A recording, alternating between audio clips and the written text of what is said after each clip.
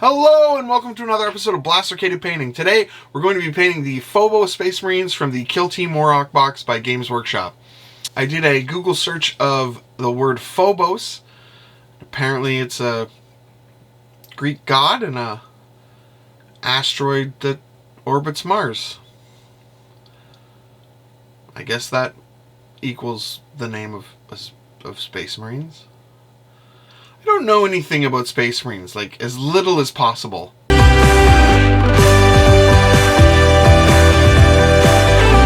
So the first thing I want to do is explain that I wanted to do these very quickly. I'm not a huge fan of the aesthetic of Space Marines. I don't know what it is about them, but I don't really like them all that much. But apparently if you have a YouTube channel about miniature painting, you have to paint a Space Marine. It's the law. At least it is here in Canada. It's the law. So I wanted a method that I could paint these as fast as possible. I am going to use the Airbrush. So first I undercoated them with Chaos Black, and then I took some white ink and I did a zenithal highlight. Once that was finished, I took some blue ink and went over the zenithal white. And I just went through really slowly and just built that blue up.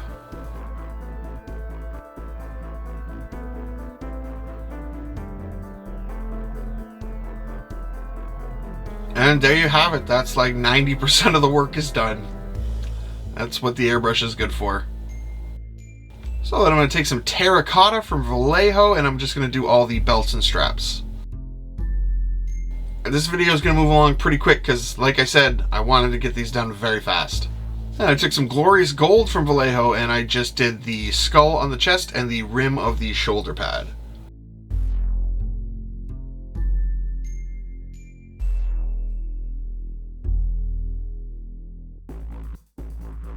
Then I took some somber gray and I just used this on the undersuit. The mesh bodysuit that they wear. That also has muscle definition. Does the suit have muscle definition? Is it so tight that that's their actual muscles? I know that they're like genetically enhanced Space Marines, but I don't know. I don't really have muscles.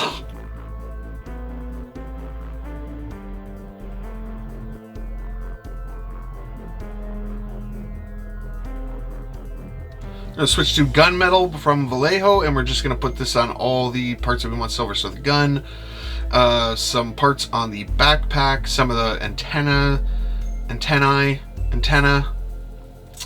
I don't know, antennae.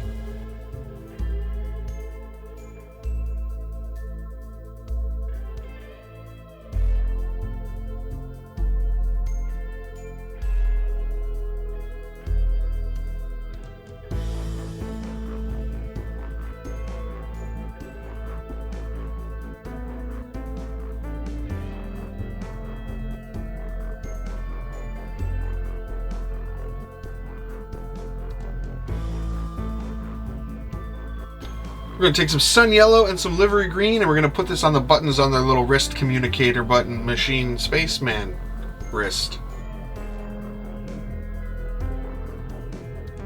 Then we're going to take turquoise from Vallejo and we're going to do the screen on that arm thingy.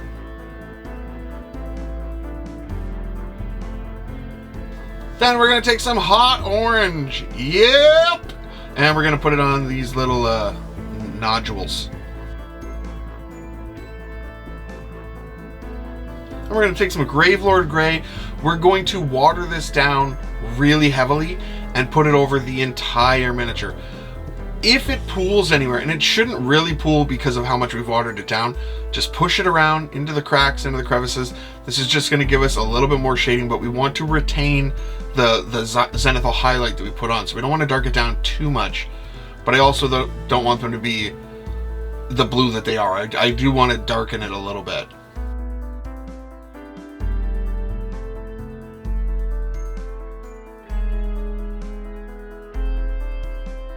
And then we're going to go back to hot orange because I can't stay away for long, and we're just going to gently and carefully do the eyes.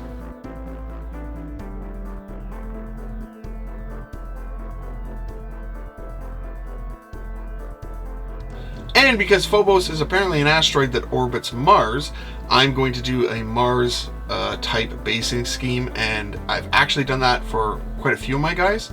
So I will put a link in the description below that will show you that process. I don't feel like showing it again. Plus, if I can get you to watch another video, I've won. I've won life. Once that basing is done, these guys are finished. And you know what? For the 20 minutes it took me to paint them, I'm pretty happy with them. I think they turned out really cool. There was no way I wanted to paint that much blue ever. Thank goodness I have an airbrush to do this, because they turned out really cool.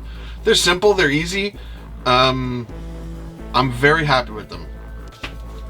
So if you wanted to do this with rattle cans instead, you could easily just spray it black and then do a zenithal rattle can of blue and skip the white step. The airbrush is a tool, it's an amazing tool, and it just got these guys done fast.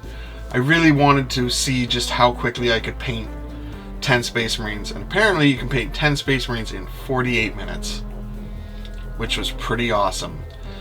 Now, when you're using the airbrush and you're using the inks, when I was done putting the ink colors on, I did spray it with a matte spray in between.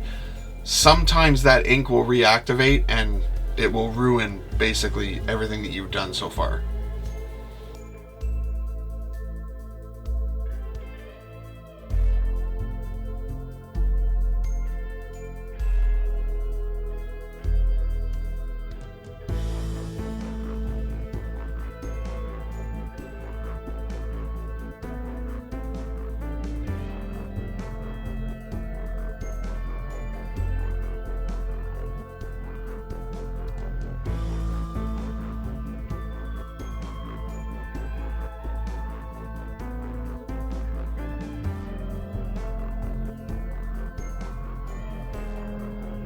I will say for Space Marines though, these ones are they're the design that I don't like, and it's that little frowny face.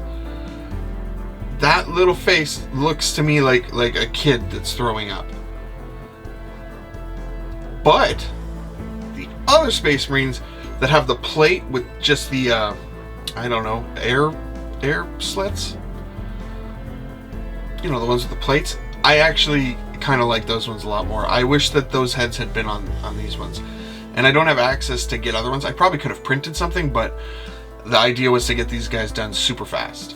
Painting these guys gave me serious flashbacks to painting Star Wars Legion Stormtroopers, because I've painted 10 boxes of them, and I can't do it. Can't do it anymore. I never want to paint another Stormtrooper. And I might paint another Space Marine. Those ones with the different faceplate are much cooler to me than the throw out baby ones. Thank you so much for watching. Please like, share, subscribe, comment. Do you love the Space Marine aesthetic? Tell me why. Either way, if you love Space Marines or you don't like Space Marines, I hope that you have a great day. We'll see you in the next one. And remember, we're not winning any awards. Blastercated painting. Today we're going to be painting the Phobos Marines from the Kill Team Morok box from Games Workshop. That's terrible. There's no cadence. And because Phobos means it's an asteroid, since barely